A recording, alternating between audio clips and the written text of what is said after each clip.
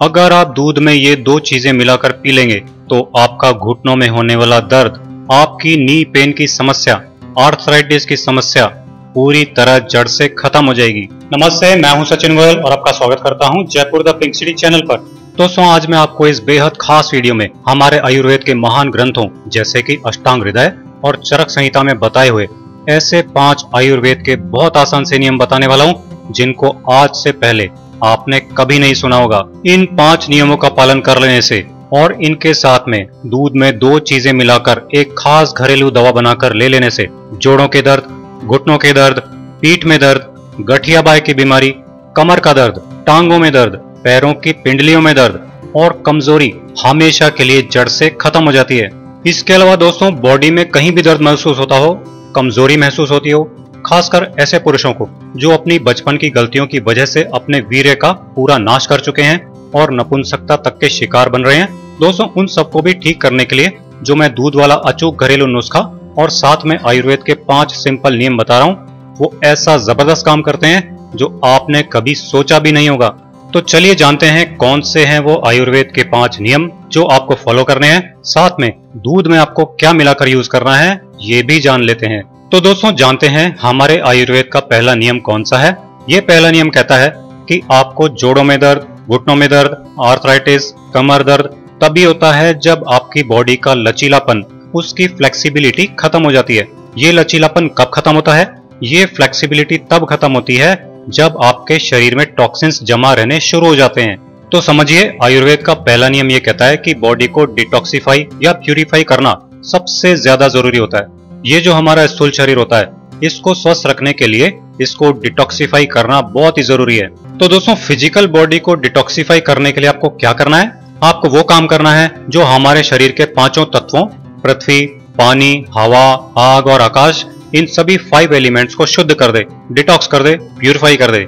हमारा जो शरीर होता है वो लगभग 75% पानी है। तो अगर आप रात भर के लिए तांबे के बर्तन में पानी रखते हैं और सुबह उठकर वो पानी हल्का गर्म कर लेते हैं, उस पानी में 1 चुटकी नीम का पाउडर और 1 चुटकी हल्दी का पाउडर मिलाकर पी लेते हैं, तो दोस्तों ये पेट को बहुत अच्छे से साफ करके आपकी पूरी बॉडी को डिटॉक्सिफाई कर देता है, प्यूरिफाई कर देता है। हम सब जानते हैं कि 99% बीमारियां पेट साफ नहीं रहने से पैदा होती हैं। अगर आपका पेट सुबह उठकर एक बार में आसानी से पूरा साफ नहीं होता है, तो इसका मतलब है कि आपको कब्ज की प्रॉब्लम है, आपका पेट ठीक नहीं है। और आप ध्यान देंगे तो आप पाएंगे कि ज्यादातर ऐसे लोगों का पेट खराब होता है जो रात में देर से सोते हैं और सुबह सूरज उगने के बाद 8-8, 9-9 बजे तक उठते हैं। तो आपके लिए पहला काम यह है कि रात को सोने का टाइम क्या होना चाहिए, इस पर आपको ध्यान देना है। सुबह उठने के लिए अलार्म लगाने पर आपको ध्यान नहीं देना है। आपने एक बात पे गौर किया होगा कि जैसे ही अलार्म बजता है तो आपसे उठा ही नहीं जाता है या आपको जबरदस्ती उठना पड़ता है। और बहुत से लोग तो अलार्म बंद करके थोड़ी देर के लिए वापस ही सो जाते हैं। उसके पीछे कारण यह है कि आप रात को टाइम से नहीं सोते हैं, इससे आपकी नींद पूरी नहीं होती है। तो इसके लिए जरूरी है रात को 9 बजे के करीब सो जाना। अगर आप रात को 9 बजे सो जाते हैं तो आपकी 8 घंटे की नींद सुबह 4 से 5 के बीच में पूरी हो जाएगी। आप सुबह टाइम पे उठ पाएंगे और वो भी बिना अलार्म के, बहुत ही आसानी से। आपको अलार्म की जरूरत ही नहीं पड़ेगी, आपकी नींद अपने आप ही खुल जाएगी। अगर आप सुबह सूरज उगने से पहले उठ जाते हैं, जिसे ब्रह्म मुहूर्त भी कहते हैं, और साथ में तांबे के बर्तन वाले पानी में हल्दी पाउडर और नीम पाउडर मिलाकर पीते हैं, तो दोस्तों ये आपकी पूरी बॉडी की अंदर से गजब की सफाई कर देता है। तो आप इसे जरूर करें। आइए अब जानते हैं कि क्या कहता है आयुर्वेद का दूसरा नियम। जो पहला नियम था, अगर आप उसी का पालन कर लेंगे तो आपके जोड़ों का दर्द, घुटनों का दर्द, किसी भी तरह की वीकनेस काफी हद तक ठीक हो जाएगी, क्योंकि आपने अपनी बॉडी को सुबह सुबह उठते ही हल्दी और नीम से प्यूरिफाई कर लिया है। अब जानते हैं आयुर्वेद का दूसरा नियम। जिन लोगों ने बचपन में गलतियां बहुत ज्यादा की हैं, अपने हाथों अपने वीर्य का नाश कर लिया है, उनके लिए ये खास आयुर्वेद का दूसरा नियम क्या कहता है। दोस्तों, आयुर्वेद का दूसरा नियम ये कहता है कि आपके शरीर में से फिजिकल वीकनेस, थकान, अंदरूनी कमजोरी तब तक ठीक नहीं होगी जब तक आपके मन से आपकी जो भी विकृतियां होती हैं, जैसे कि आपको गुस्सा बहुत आना, मन में घबराहट रहना, डिप्रेशन में रहना, एक बात को बहुत देर तक सोचते रहना, चिंता बहुत करना वगैरह, तो दोस्तों आपकी कोई भी शारीरिक बीमारी ठीक नहीं हो सकती। फिर आप चाहे कोई भी दवा ले लें। फिर आगे जो मैं आपको दूध में 2 चीजें मिलाकर बताऊंगा, वो भी तब तक काम नहीं करेगी जब तक आपकी चिंता, आपका तनाव और आपकी स्ट्रेस और आपका डिप्रेशन दूर नहीं होता। आप हमेशा खुश नहीं रहते होंगे, आपने बात नोटिस जरूर की होगी। तो दोस्तों चिंता को, डिप्रेशन को, स्ट्रेस को, एंजाइटी को दूर करने के लिए दोस्तों मेडिटेशन करना बहुत ही ज्यादा जरूरी है। सिर्फ कुछ मिनटों का मेडिटेशन आपकी ये सारी परेशानियां खत्म कर देता है। अब मेडिटेशन कैसे करते हैं ये सवाल उठता है। सबसे बढ़िया मेडिटेशन जो आपकी एंजाइटी को, टेंशन को, डिप्रेशन को दूर करने के लिए है वो है सांसों पर ध्यान लगाना। इसकी पहली स्टेज में दोस्तों आपको बहुत आसान सा प्राणायाम करना होता है। प्राणायाम आपके शरीर की नस नस में, आपके शरीर की हर एक सेल को पूरा ऑक्सीजन से भर देगा।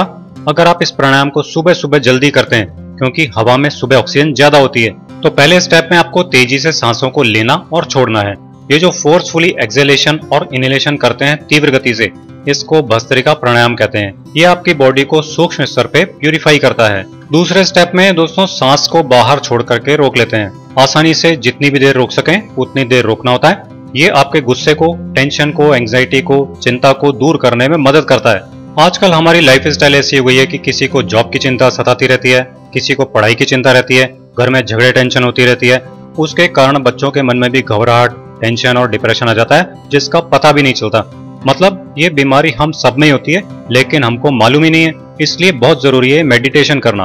तो दोस्तों दूसरे स्टेप में जो सांस बाहर छोड़कर रोकते हैं, जिसको रेचन क्रिया भी कहते हैं, ये अकेली क्रिया इतनी पावरफुल होती है कि ये आपकी हर तरह की चिंता को दूर करके आपको हमेशा खुश और पीसफुल बनाए रखती है।